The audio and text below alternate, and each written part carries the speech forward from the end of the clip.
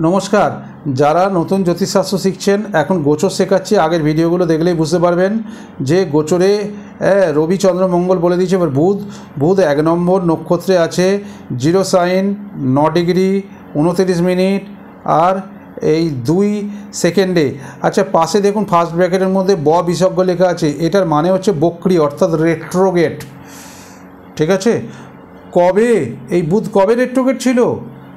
এই যে 1 বৈশাখ 1424 শনিবার, 15 এপ্রিল 2017। দেখতে পাচ্ছেন? এই দেখুন 2017 ইংরাজি 2017, এই দেখুন বাংলা 1424। এবার আপনারা যদি, আগেও বলছি এখনও বলছি, অন্য পাঁজি কখনো ঘাবড়ে যাবেন না। এই বইটাই পেতে হবে এরকম কোনো মানে নেই। যে কোনো বই খুলবেন, এবছরের পাঁজি খুললেও এগুলো দেখতে পাবেন। এবারে দেখবেন যদি অন্য কোম্পানিকেও ব্যবহার করেন, যারা যেটা ব্যবহার করছেন ব্র্যান্ড চেঞ্জ করার দরকার নেই, কেননা যে যেটা দেখে সেটা দেখেই অভ্যস্ত। একটা জিনিস বাড়িতেও যে কোনো জিনিস আমরা যেটা ব্যবহার করি সেটা দেখেই আমরা অভ্যস্ত থাকি। যে যেটাতে অভ্যস্ত সে সেখানেই থাকুন, কোনো অসুবিধা নেই। খালি এই দেখাটা শিখে গেলে, মানেটা বুঝে গেলে ওখানে দেখবেন ওইগুলোই আছে, দেখলেই আপনারা ধরে নিতে পারবেন। একটু হয়তো প্রথমটা হোঁচট খাবেন বা অসুবিধা হবে নতুন এটা থেকে যখন ওখানে যাবেন, কিন্তু দেখতে দেখতে ভিডিওটা দেখবেন আর বইটা ফেলবেন। আর এই যে এই পঞ্জিকা থেকে ভাগ্য বিচার, মূল থেকে প্রতিকার বইটা যখন 27 নম্বর পাতাটা খুলবেন, কনসেপ্ট পুরো ক্লিয়ার হয়ে যাবে। কেননা টেক্সট বুক থেকে পড়াচ্ছি তো, প্রত্যেকটা ভিডিও, প্রত্যেকটা ক্লাস যা দেখছেন সব কিন্তু এই বই ধরে ধরে, এই বইটা না, বিভিন্ন বই ধরে। যে বইটা পড়াবো সেই বইয়ের রেকমেন্ডেশন সেখানে দেবো। যেটা রেকমেন্ড করব সেটা আপনারা একটু কালেক্ট করে নেবেন। এই আপনাদের খালি কষ্ট হবে শুধু একটা জিনিস খালি কষ্ট হবে, সেটা হচ্ছে বইটাকে কালেক্ট করা। বইটাকে কালেক্ট করে নিলে, হাতের কাছে বই থাকলে ভিডিও তো সবসময় আপনার হাতেই থাকছে, ফোন তো আপনার হাতেই আছে, নেটে ইউটিউবে খুললেই তো পাবেন। ইউটিউবের চ্যানেলটা অতি অবশ্যই একটু দেখে নেবেন, যে অ্যাস্ট্রো ট্রেনার দেবাশিস নন্দী ব্যাকেটে a.d.n. এইটা টাইপ করলেই এসে যাবে ইউটিউবে। তখন এই ক্লাসগুলো সব দেখতে পাবেন। এর সঙ্গে বইটার সঙ্গে পেজ টু পেজ মেলাবেন, ব্যাস একদম কংক্রিট শিক্ষা।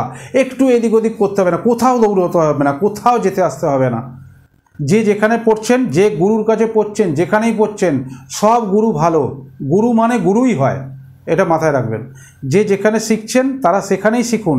খালি বইটাকে ফলো আপ করলে আপনারা বাড়িতে অনেকটা বেশি জানতে পারবেন।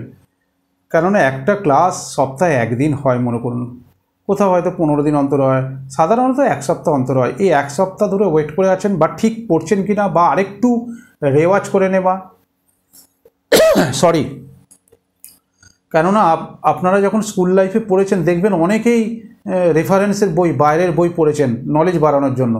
এই বইটা টেক্সট বুক ধরে যখন ওই ক্লাসের সঙ্গে, গুরুর ক্লাসের সঙ্গে দেখবেন মেলাবেন, দেখবেন কি সুন্দর কংক্রিট ভিত হয়ে গেছে। বা যারা হয়তো অনেকে, আমার কাছে যেটা রিপোর্ট আছে, আমি আমার কথাটা বলি, আমি কারোর কথা তো বলতে পারছি না।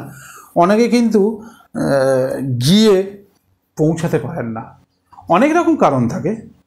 কারোর মানি প্রবলেম থাকতে পারে, কারোর টাইমের প্রবলেম থাকতে পারে, কারোর বাড়ি থেকে নানা রকম সমস্যার জন্য। দেখুন এখানে এতগুলো কথা বলছি, তার কারণ আছে, এগুলো জানার প্রয়োজনীয়তা আছে।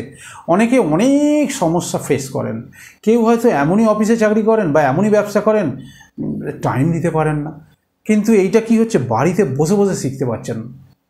আর সত্যি কথা বলতে কি, একদম অনেস্টলি বলছি, আমি একদম নিজের দায়িত্বে বলছি, নিজের দায়িত্বে অন ক্যামেরায় বলছি, যে জ্যোতিষশাস্ত্র শিখলেই যে এটাকে পেশা করতে হবে বা জ্যোতিষী হতে হবে বা একজন অ্যাস্ট্রোলজার হতে হবে, এটা কখনো মনের ভেতর আনবেন না। নিজেদের পরিবারের স্বার্থে, নিজের স্বার্থে এটা একটু জানার দরকার বা শিখে রাখার দরকার। অনেকটা গাইডলাইন্স হয়, জীবনের অনেকটা দিশা আপনারা নিজেরাই দেখতে পাবেন। ছেলেমেয়েরা মনে করুন লেখাপড়া করছে, কোন লাইনে যাবে, কোন দিকে তার ন্যাক, এগুলো যদি একটু জানা থাকে না, অনেকটা মানে তাকে একটু হেল্প করতে পারবেন। জোর করে অন্য কিছু পড়াতে হবে না।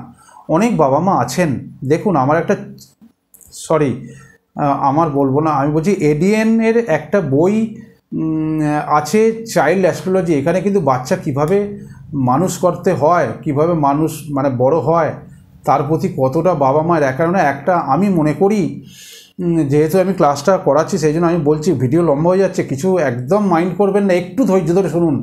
দেখুন, বাচ্চা কিন্তু খুব ভালোভাবে নেবেন যারা বাবা মা, তাদেরকে আমি উদ্দেশ্য করে বলছি, শুধুমাত্র তার যারা বাবা মা হননি একদিন হবেন তাদেরও উদ্দেশ্য করে আমি অ্যাডভান্স বলে রাখছি, একটা বাচ্চা কিন্তু 97-8% নির্ভর করে বাবা মায়ের ওপরে। ছোটোবেলাটা বলছি, তারা শিশু, তারা কিছু জানে না।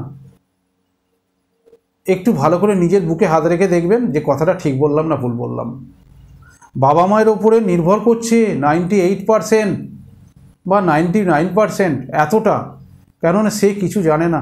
একটা উদাহরণ দিচ্ছি, হয়তো রিল বেড়ে যাচ্ছে তবুও বলছি, যে একটা বাচ্চা বায়না করে এই চাউ দাও, রোল দাও, এই অমুক খাবো, এই রাস্তায় স্ট্রিট ফুড, বাবা মায়েরা বকাবকি করেন, অনেক বাবা মা আছেন বকাবকি করেন, এই এটা খেতে নেই, এটা পেটে লাগবে, এই ওটা শরীর খারাপ হবে, এই এত চকলেট খেও না, দাঁতে পোকা হবে, বলেন তো কেন বলেন? শিশু তো জানে না, সেই জন্য শেখান। এখানেও তাই, শেখানো আমার কর্তব্য। এই যেগুলো বলছি এইটা ভালো করে মাথায় রাখবেন, এগুলো দেখুন, এবং টেক্সট বুক, বই ছাড়া তো নলেজ কিছুতে হয় না। বই পড়ুন, যে গুরুর কাছে পড়ছেন বা যারা আসতে যেতে পারছেন না, যারা বেরোতে পারছেন না, যারা অন্য পেশায় যারা যুক্ত, সারা দিন রাত পরিশ্রম করছেন, সেখান থেকে বেরোতে পারছেন না, মানে